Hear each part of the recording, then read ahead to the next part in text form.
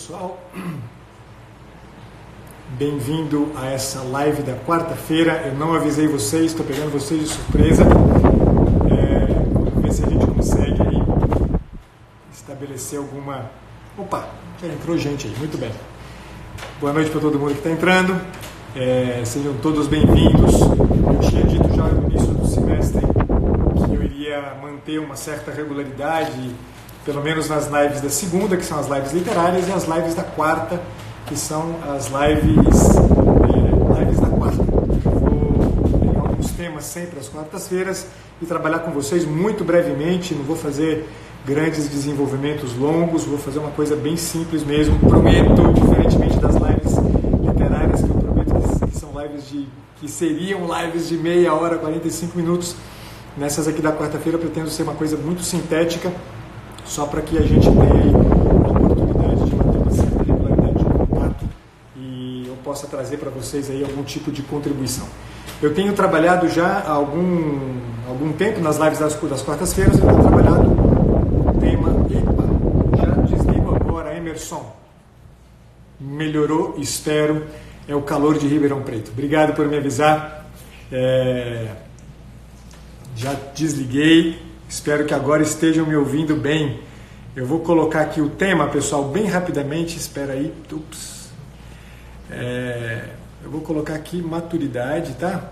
Mesmo que possa parecer repetitivo, mas eu vou continuar trabalhando com vocês aqui até... Não vou esgotar, evidentemente, porque nunca dá para esgotar, mas eu vou trazendo para vocês aí, como eu venho fazendo às quartas-feiras há um tempo já, uma conversa sobre a maturidade, tá? Lembro para vocês que a ideia aqui não é esgotar em absoluto o tema, é trazer para vocês aí alguma contribuição em termos de reflexão, de forma que vocês consigam, a partir da conversa que a gente tem aqui, identificar, e eu acho que essa é a grande contribuição, identificar em vocês um certo movimento, que é o movimento de imaturidade, e, por outro lado, que vocês também descubram alguns critérios para um movimento no sentido justamente do próprio amadurecimento. Estão me perguntando aqui de quem é este quadro, que quadro é este? Esse quadro aqui atrás é um quadro de um pintor francês chamado Millet, e esse quadro se chama Ângelus, tá? Ele retrata justamente a hora do Ângelus, os dois trabalhadores aí no campo param tudo, lá no fundo, bem lá no cantinho, tem uma igreja que tocou o Ângelus certamente, tocou a hora do meio-dia, eles estão rezando. Bom, um detalhe, curiosidade cultural. Muito bem, eu escrevi o quê? Ai, obrigado, muito bom, mãe, obrigado, vou desconectar, olha só, pessoal, é bom ter a mãe por perto nessas horas que a gente é corrigido. Muito obrigado, senhora dona Ana. Atentíssima. Pronto, corrigido. Agora sim. Muito bem, pessoal, vamos lá. Chega de conversa mole. Vamos falar rapidamente aqui sobre o tema de hoje. Como eu estou dizendo para vocês, para aqueles que estão entrando agora, os incautos que foram pegos de surpresa, eu vou trabalhar hoje mais uma perspectiva sobre a questão da maturidade. Vou ser muito breve, de verdade, acho que dura meia hora aí nessa conversa com vocês. E eu vou tomar como referência, na verdade, até uma obra, na verdade, cinematográfica, que se presta bem ao que eu quero conversar com vocês hoje sobre a questão da imaturidade e da maturidade. Como sempre, eu vou sempre trazer uma premissa para vocês, uma premissa que nasce certamente da minha experiência clínica, de um aspecto que eu acho que é muito recorrente quando a gente está falando da imaturidade, e vou trazer uns exemplos para vocês de uma consequência dessa premissa. Tá? Comecemos então com a premissa, e o que eu queria, na verdade, trazer para vocês como premissa é algo que é muito recorrente para aqueles que são psicólogos aqui, devem já ter identificado esse mesmo movimento entre os seus clientes, e para aqueles que não são, podem muito facilmente aí olhar para a própria experiência e identificar em si mesmo uma dinâmica como essa. A premissa que eu queria desenvolver com vocês hoje é a seguinte: olha, normalmente a imaturidade ela é caracterizada por um certo movimento da gente, um movimento guiado, uma dinâmica guiada pelo externo. a gente poderia resumir isso numa expressão que eu acho que resume muito bem e que descreve muito bem, que é um pouco: o imaturo é o camarada que segue a filosofia do próprio gosto, né? Ele está o tempo inteiro movendo-se, né, a partir dos próprios caprichos, a partir das próprias sensações, a partir da superficialidade, daquilo que lhe toca em alguma medida e que lhe agrada em alguma medida, né?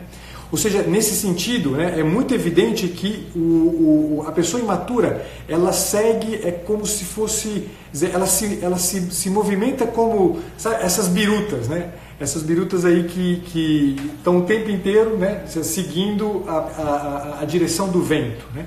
Essa ideia de seguir a filosofia do próprio gosto, né, a filosofia do gosto está presente na obra do Viktor Frankl, que é um autor que eu uso muito recorrentemente no meu trabalho, quando ele afirma que normalmente a pessoa imatura, ele não usa o conceito imaturidade ou maturidade na fala dele, mas ele trata aí de como muitas vezes a gente acaba sendo conformista, né? O imaturo, e essa é a premissa, ele é uma pessoa que se conforma muito fácil e rapidamente às demandas externas, a tudo aquilo que é dinâmica externa, ao vento do seu entorno, aquilo que o vento do seu entorno pede, solicita dele. É uma pessoa que está o tempo inteiro atrás, né, das imagens que as pessoas constroem, das imagens que ele faz de si mesmo, das expectativas, né, que ele faz acerca daquilo que as pessoas esperam dele. Ou seja, ele está o tempo inteiro querendo agradar-se e agradar, conformar-se àquilo que se espera. Então ele segue mesmo o pensamento, né, que na verdade não é pensamento, né? Ele segue as próprias aspirações sentimentais, né? Ele é movido pelas próprias aspirações sentimentais. E aí vem o primeiro ponto da nossa conversa, e aí com isso eu queria trazer uma ilustração para vocês, uma ilustração que eu acho que dá conta muito claramente de entender essa ideia, né, de alguém que é movido pelas imagens, é movido pelas aspirações baixas, superficiais, planas, de uma certa expectativa de conformar-se. A imagem que eu queria trazer para vocês, e que é a consequência mais evidente, né, de alguém que vive, né, segundo essa filosofia do próprio gosto, é um filme do Woody Allen, que talvez alguns de vocês que estão aqui já devem ter assistido, que é um filme chamado Zelig. Não sei se alguém conhece. Não vou aqui, né, fazer uma descrição do filme, que não é uma live literária esta aqui, mas só para vocês, e fica aqui uma indicação, né, para vocês de uma muito boa obra para refletir e pensar um pouco a respeito da questão da imaturidade, da maturidade, da imaturidade, na perspectiva, sobretudo, disso que eu estou chamando aqui, né, de alguém que é levado pelo próprio gosto o tempo inteiro. O Zelig é um personagem interessante, né? É um filme cômico, como quase toda a obra do Woody Allen, mas é um cômico que nos leva a pensar, né? Quer dizer, que retrata quase como uma caricatura, né, esta pessoa imatura. O Zelig, ele é descrito no filme como o homem camaleão, né? Para quem já assistiu ao filme vai reconhecer rapidamente, para quem não assistiu, fica aí uma descrição rápida para vocês entenderem. O Zelig, o que acontece com ele? Ele é uma pessoa que não tem uma identidade. E a consequência mais importante, justamente dessa dinâmica de seguir, né, a filosofia do próprio gosto, é exatamente o fato de que a pessoa ela é carente de identidade, ela é carente, portanto, de uma personalidade, ela é carente de uma espinha dorsal. É uma pessoa que ela é um pouco como um slime, assim. Ele toma a forma que você der para ele, né? Se você enfia ele num copo quadrado, ele fica quadrado. Se você enfia ele num copo redondo, ele fica redondo. Se você achata ele no chão, ele fica achatado. É uma pessoa que não tem espinha dorsal, é uma pessoa absolutamente invertebrada. Uma descrição que, né, eu uso aqui, inclusive, uma figura, né, metafórica que o Chesterton usa, né, e que descreve muito bem, né, quem segue a filosofia do próprio gosto, que é uma pessoa invertebrada, uma pessoa que no fim das contas ela não tem, né, mas ela é mole, ela não tem identidade. E o Zelig é assim, né? O Zelig começa a conversar com uma pessoa e aos poucos ele vai se tornando aquela pessoa. Quer dizer, a aparência dele vai se modificando e ele fica, né? Quer dizer, como aquela pessoa. E a vida do Zelig é esta, né? É uma vida totalmente marcada, né, por essa constante mudança. Quer dizer, o vento sopra para lá, ele segue para lá, o vento sopra para cá, ele segue para lá. Ele não tem, né, o Arthur estava dizendo aqui, ele não tem substância, ele é carente de substância. E é um personagem que, ao longo do filme inteiro, né, tem uma trama envolvida nisso muito interessante. Quer dizer, e aí não vou me ater longamente a isso, mas eu queria trazer este personagem como um exemplo, né, disso que nós estamos chamando de imaturidade. E o passo final dessa nossa conversa aqui vai ser, eu falei que ia ser curta e eu queria mesmo concentrar nisso aqui, né? Desculpa, vou um parênteses aqui, porque o Renan falou uma coisa perfeita, né? O imaturo, ele é escravo do politicamente correto, né? Ele está o tempo inteiro determinado pela tirania, né, do que se espera que é a melhor atitude a se assumir na vida e que normalmente, né, tem as características exatamente aí, de alguém que está o tempo inteiro esperando a resposta, né? Esperando responder conforme o politicamente correto, né? Ele é carente de substância, carente de coluna vertebral, carente de uma espinha dorsal, carente de identidade, carente de personalidade. Ele vai se conformando o tempo inteiro. É alguém profundamente conformado, alguém profundamente conformista, né? E isto aqui é, de fato, né, uma experiência que desconcerta. Quer dizer, todo mundo que já experimentou, né, o contato, a relação com uma pessoa assim, carente de personalidade assim, se dá conta exatamente dessa dificuldade absurda, né, da gente conseguir entabular algum diálogo, né? É uma pessoa que que tem na ponta da língua o tempo inteiro aquilo que se espera que se diga, né? Tem na ponta da língua o tempo inteiro uma frase redondinha, né? Está todo o tempo mesmo incapaz de manifestar a sua espinha dorsal, incapaz de manifestar aquilo que é o centro da sua personalidade, incapaz de manifestar o seu próprio eu, né? O Zelig é esta figura, né, uma caricatura bastante bem feita, né, do imaturo, né, de quem segue a filosofia do próprio gosto. Mas como que a gente sai disto, né? E, de novo, o Zelig apresenta para a gente uma solução bastante interessante para o problema da imaturidade, sobretudo quando a gente o concebe desta perspectiva aqui.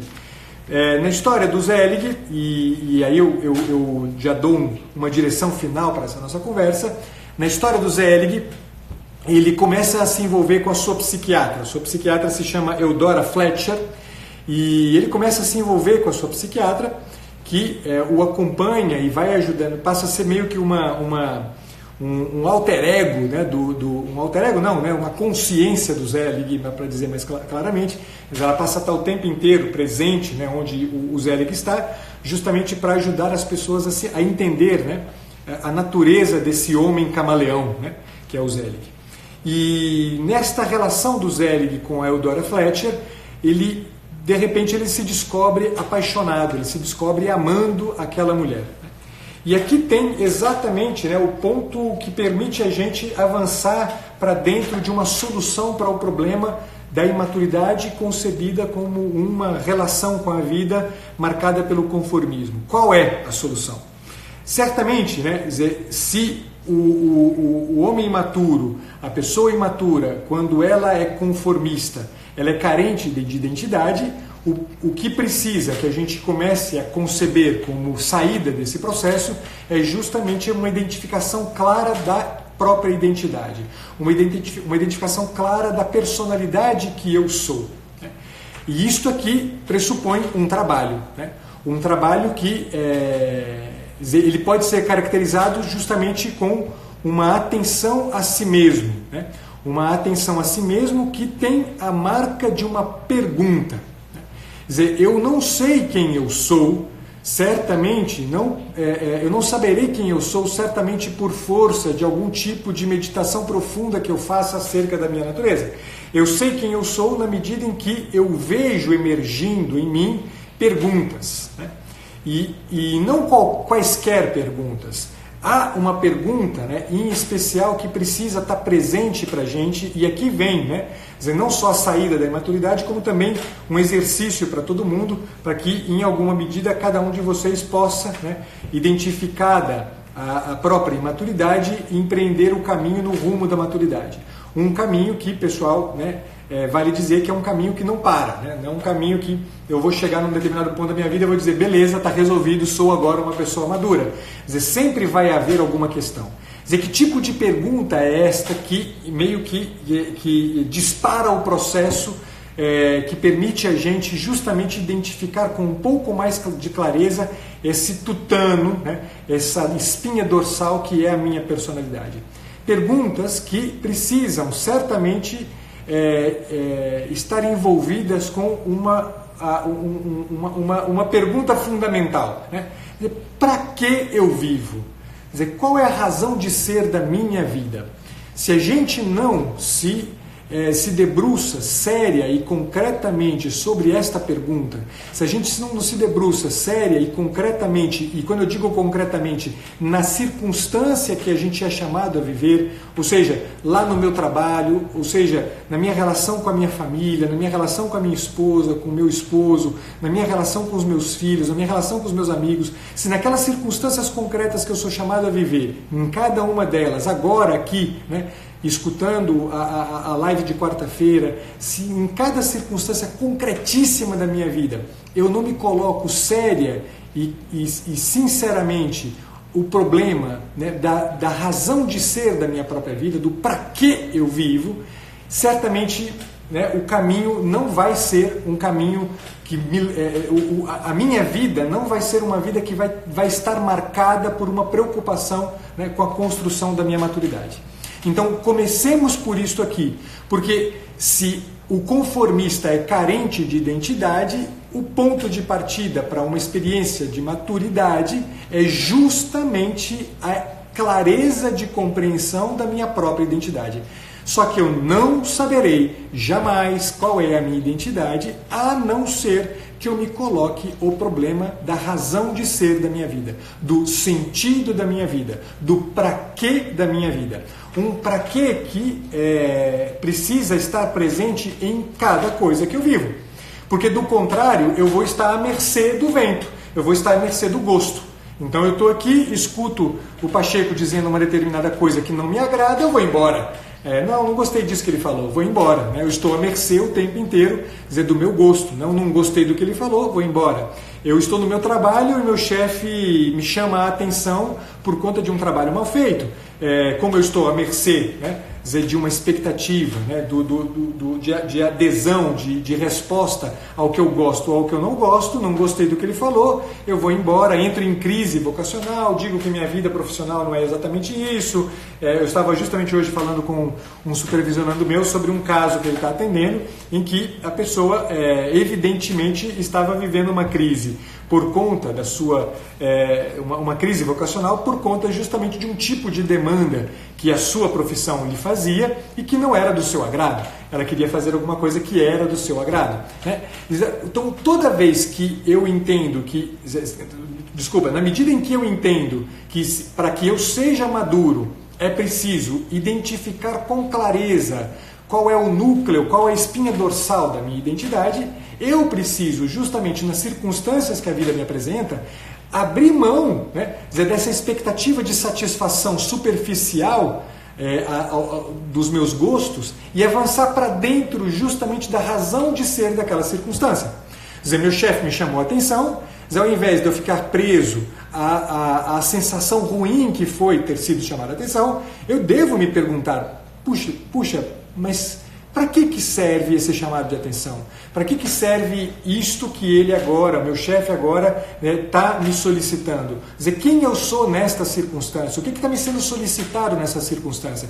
Essas perguntas todas dizem respeito justamente a um jeito de se preocupar com a vida, com as circunstâncias que eu estou vivendo, que é para além, né, bem além, ou seja, mais profundamente, da capa de superficialidade dos gostos, né, daquilo que me agrada ou não me agrada. Então, perguntar-se sobre o para quê é um caminho muito interessante. Mas, eu dizia para vocês que o Zelig apontava para a gente uma saída, né? para o problema da imaturidade e do homem camaleão, né? O homem que se conforma o tempo inteiro, né? Ao que está rodando em torno de si, por conta justamente de uma expectativa de agrado, né? De agradar e de responder, né? Como o Renan lembrava, né? As expectativas do politicamente correto. Por que o Zelig aponta para a gente já, né? Uma saída para isso aqui? Por quê? Esta pergunta acerca do para que eu vivo, ela tem um pressuposto.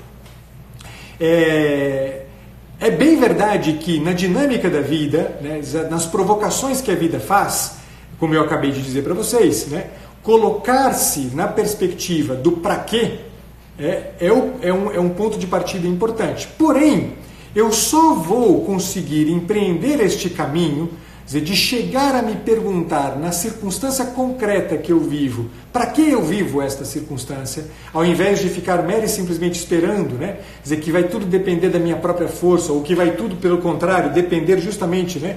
Dizer, da expectativa de conformação, né? Àquilo que os outros esperam de mim.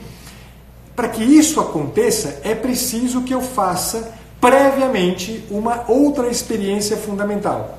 Porque eu não serei jamais capaz de olhar para mim mesmo em profundidade, a não ser que eu seja primeiro olhado em profundidade. A não ser que alguém olhe para mim e descubra, no meio daquela personalidade de slime, né, aquela personalidade de gelatina que se conforma a tudo, alguém olhe para aquilo e descubra lá no meio, né, dessa coisa invertebrada que eu, imaturo, sou, e identifique lá no meio dessa coisa invertebrada algo de sólido, algo de nuclear e que diz, né, para esta pessoa que olha para mim de uma determinada maneira e diz, isto é o que você é.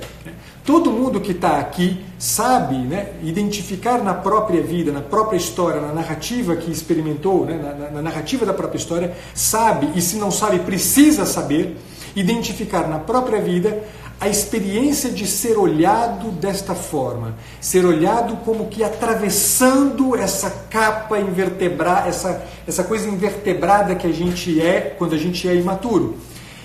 Este olhar é um olhar de amor.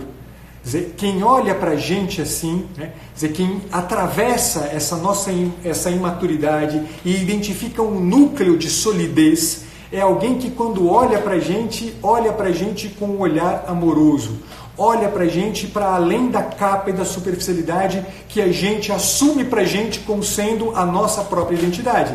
Ou seja, é um olhar que não está preso à superfície como eu estou preso à superfície. Quer dizer, é um olhar que olha em profundidade para mim mesmo. Ou seja, e aí está a chave de leitura que o Zelig abre para a gente, muito bacana, e que depois fica aqui um convite, uma recomendação para que assistam a esse filme, porque é muito bacana.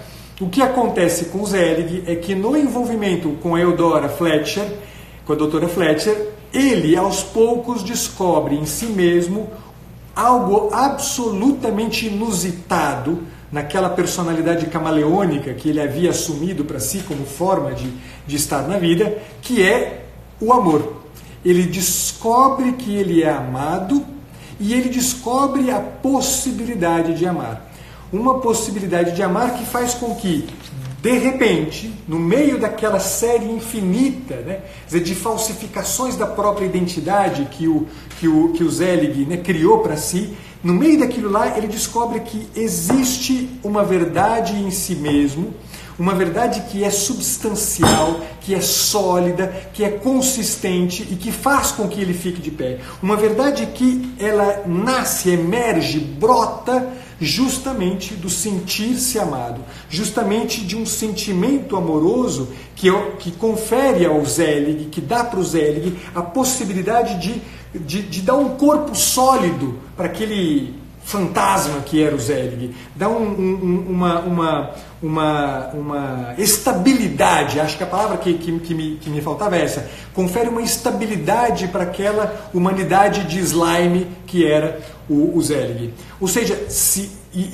desculpa, deixa eu só completar isso aqui, porque é muito impressionante, porque no filme, quando o Zelig se descobre amado e amando, ele empreende um caminho no qual ele se vê obrigado, Ele fala, não consigo mais sustentar uma máscara. Não é mais possível sustentar uma máscara o tempo inteiro. Ele se vê obrigado a deixar emergir exatamente essa espinha dorsal. De forma que o filme termina assim, mas a gente pode tranquilamente, né, imaginar uma sequência para o filme. O filme se chama Zelig, tá? Z-E-L-I-G, Zelig, do Woody Allen.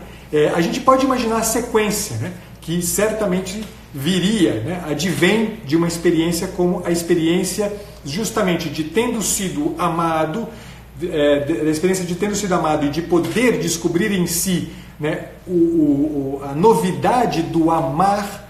A gente pode imaginar um Zelig que se coloca nas circunstâncias que se lhe apresentam, às quais ele normalmente reagiria segundo a filosofia do gosto, segundo a filosofia da conformação superficial.